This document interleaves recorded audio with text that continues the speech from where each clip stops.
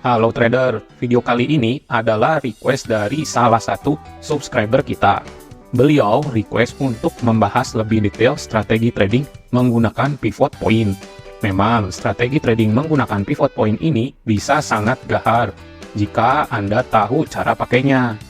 Di video ini aku akan bongkar dua strategi trading menggunakan pivot point, yaitu strategi breakout buat kalian yang agresif dan strategi bounce buat kalian yang lebih hati-hati. Jadi tonton video ini sampai habis agar Anda bisa memilih strategi gahar yang sesuai dengan karakteristik trading Anda. Yuk kita mulai. 1. Menggunakan pivot point untuk trading bouncing. Buat trading simple pakai pivot point, Anda tinggal anggap level pivot point itu kayak level support dan resisten. Biasanya sih harga bakal ngetes level-level itu sebelum ngebounce balik arah atau ngebreak lanjut arah. Kadang-kadang ngetesnya bisa berkali-kali. Nah, karena kayak support dan resisten, ya berlaku sifat dasar support resistennya. Semakin sering harga gagal nembus level itu, maka makin kuat support atau resistennya. Dengan pakai pivot point, kesempatan buat entry didapat pas harga udah nyampe salah satu level pivot. Nggak peduli mau nge-bounce atau nge-break. Misalnya aja beli di level support. Kita asumsikan kalau harga gagal nembus support, pasti bakal nge-bounce. Buat target profit bisa ditentuin di pivot point atau di R1 resisten pertama atau di antara level itu, tergantung risk reward ratio yang kita rencanain. Nah, kalau lu trader agresif, stop loss bisa ditempatin beberapa pip di bawah S1 support pertama. Jadi risk reward rasionya lumayan tinggi. Tapi kalau lu trader yang lebih konservatif, tentuin aja stop loss di bawah S2 support kedua.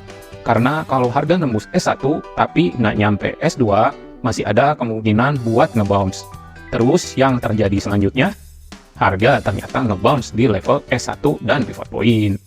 Kalau mau entry lebih mantap, pakai juga indikator teknikal sebagai konfirmator buat lihat kekuatan level support dan resisten.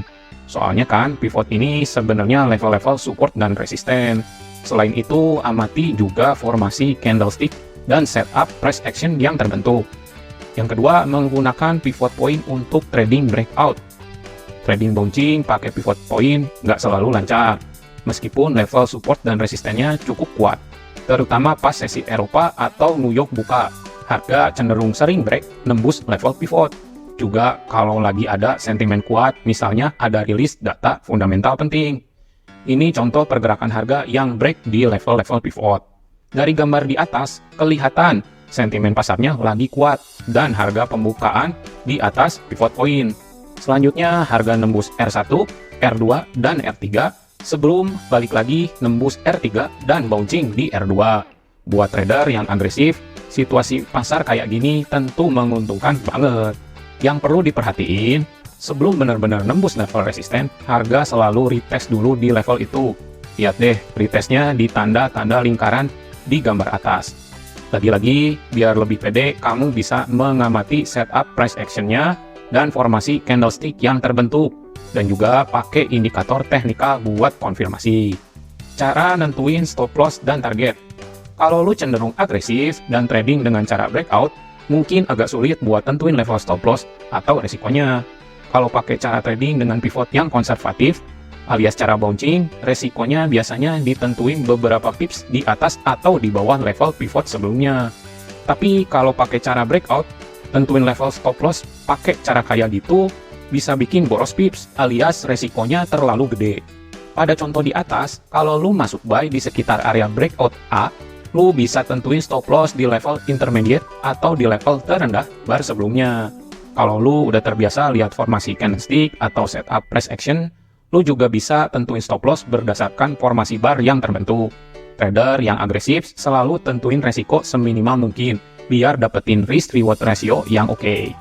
Buat tentuin level target, bisa pakai cara yang sama kayak bouncing, yaitu di level pivot berikutnya. Lo bisa tentuin target di 2 atau 3 level pivot di atas level entry buat dapetin risk reward yang gede. Tapi jarang banget sih pergerakan pasar lewatin 3 level pivot sekaligus, kecuali pada kondisi pasar yang ekstrim.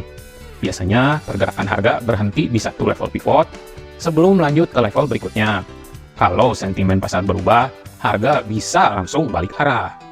Pivot point juga bisa jadi indikator buat mengukur sentimen pasar, yang artinya kecenderungan pergerakan harga buat bullish atau bearish.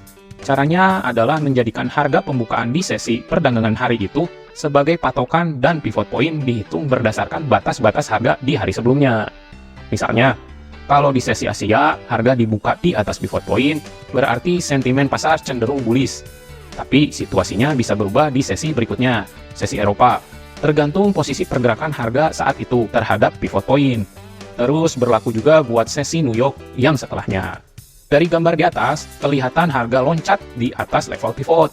Lompatan harga atau gap ini menunjukkan sentimen bullish yang lumayan kuat. Selanjutnya, harga berhasil menembus level R1, R2, dan R3.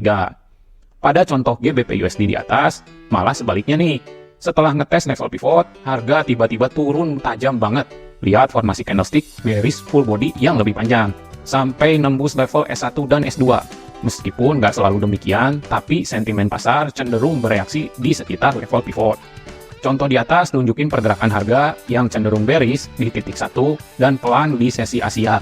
Terus sempat ngetes level S1, tapi pas sesi Eropa harga langsung naik ke level R2. Lihat formasi barnya pas harga nembus level pivot di titik 3. Nah, kelihatan kalau harga penutupan close di bar itu ada di atas pivot. Nah, udah jelaskan tentang strategi pakai pivot point ini.